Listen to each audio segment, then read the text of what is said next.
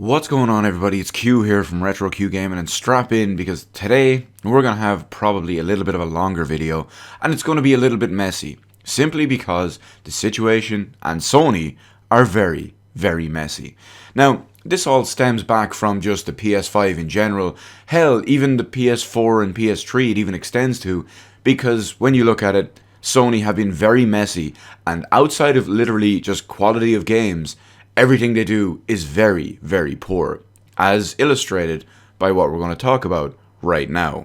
So with the transition from PS4 to PS5 and free upgrades and whatnot and next gen, current gen upgrades, I still don't like calling them next gen because we are now heavily in current gen and everything else is just last gen, but that's kind of beside the point.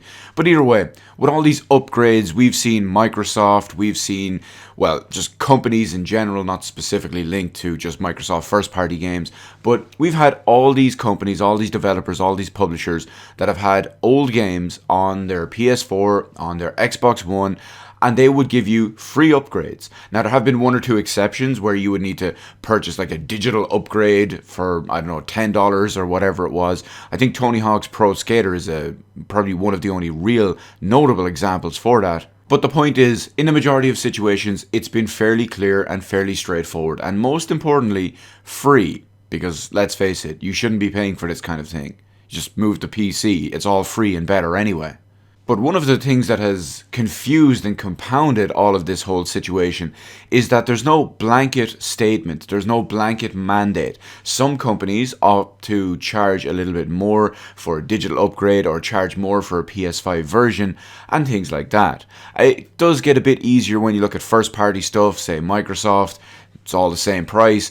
And then you have the likes of Sony, which are all over the place. And especially considering Sony are now charging more money for PS5 versions of the games, including, here in Europe at least anyway, €80 for first party games that would have been previously €70 on PS4. In fact, if you compare a PS4 game and a PS5 version of the same game at retail, or even on the PSN store, those games are €70 and €80 respectively.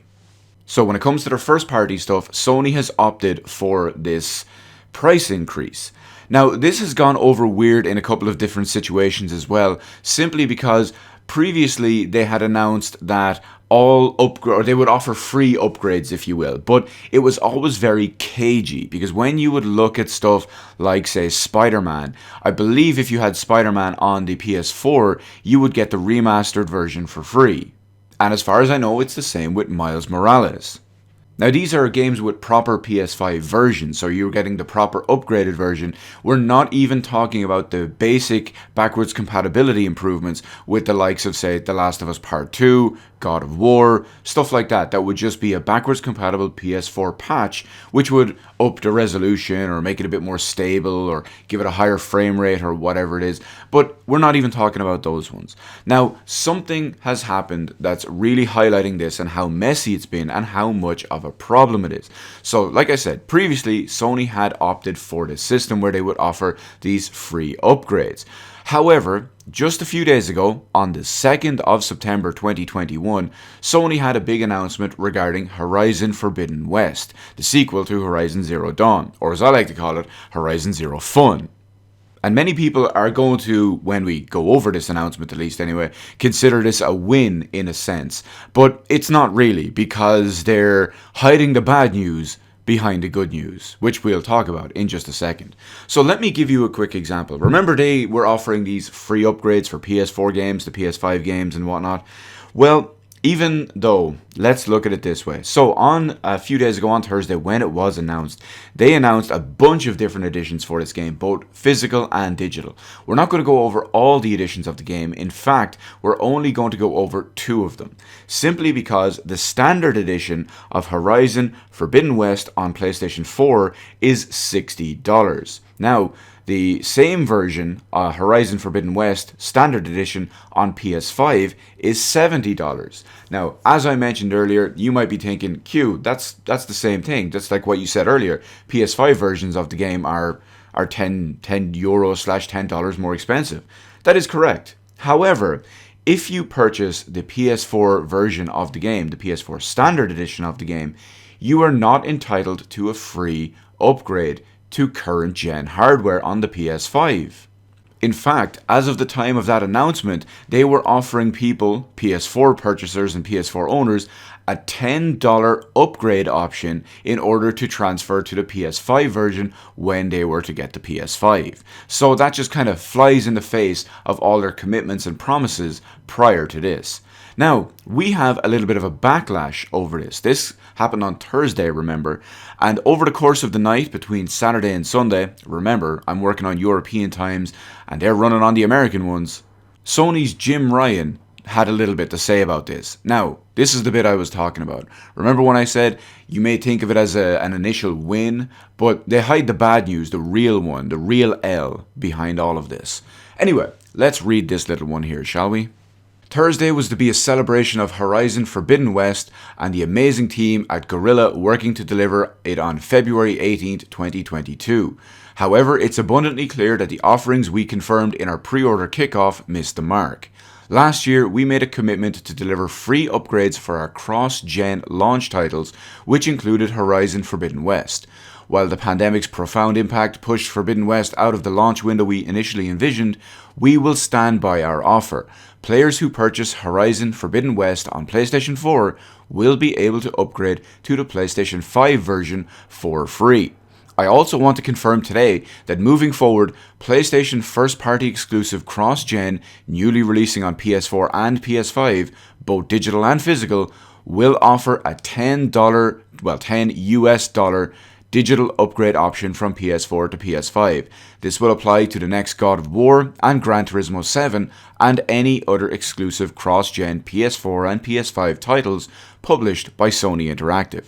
And that's all by Jim Ryan, President and CEO of Sony Interactive.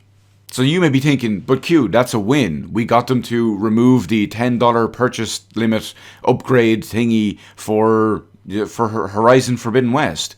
Yeah, but what you may not have paid attention to was the next paragraph after it, where they now confirmed that they will no longer be giving free upgrades for first-party games, including the new upcoming God of War and Gran Turismo 7, games that were originally promised to only be PS5 games, just like Horizon, but, well, we've seen how much of a shit show this has been, thanks to Sony. So you get the idea. This is why it's a bit of an L and a bit of a loss when it comes to all of this. They're now confirming that they are done offering their little initial grace period. They're seeing what's changing. They're seeing what's not changing when it comes to the gaming landscape, Microsoft hardware, sales, etc.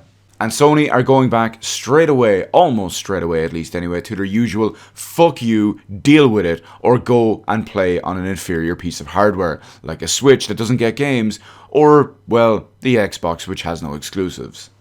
Also a little side note from Jim Ryan's little blurb we have here. Because he said this will also apply to any other exclusive cross-gen PS4 and PS5 games, this makes me believe that there may be a couple unannounced that we don't know about yet. Because realistically, they've only talked about Gran Turismo 7 and God of War Ragnarok. But at the end of the day, there you have it. Sony have now seen what's going on and they're going, you know what, we can fuck everyone on prices. Luckily enough for me, I don't really care too much about many of the PlayStation games.